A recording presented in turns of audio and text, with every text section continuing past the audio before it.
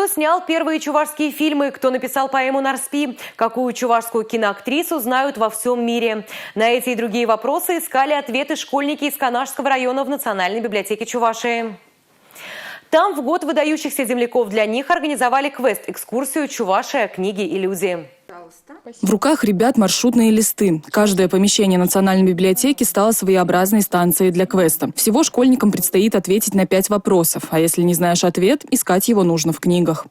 Я нашла одно из произведений Геннадия Айги «Золотой венец». Я думаю, ответ именно Геннадия Айги. Правильно. Я ставлю вам 5 баллов. Вы правильно ответили. Елизавета Макарова учится в 8 классе. В Национальной библиотеке Чувашии она впервые, но, как отмечает девушка, благодаря квесту смогла познакомиться со всеми ее отделами.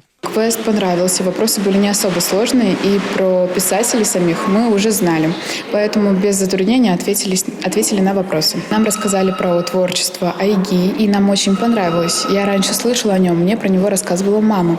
Читала разные произведения. Квест очень интересный. Вопросы были несложные, но благодаря учителю русского языка и литературы, школа номер 6, Зоя Анатольевна, я знаю ответы на половину вопросов. Мне очень понравился квест. Задания в виде викторин и головоломок отлично помогают не только узнать, но главное запомнить, что написал тот или иной чувашский писатель или поэт. В каком году Андриан Николаев совершил свой первый полет в космос, каким спортсменам удалось покорить Олимп. Узнают, какие отделы где находятся, что в этих отделах в будущем они могут взять, какую литературу, а также узнают о известных земляках Чувашии. Вообще по Пушкинской карте в этом году Национальную библиотеку уже посетило более 1300 человек.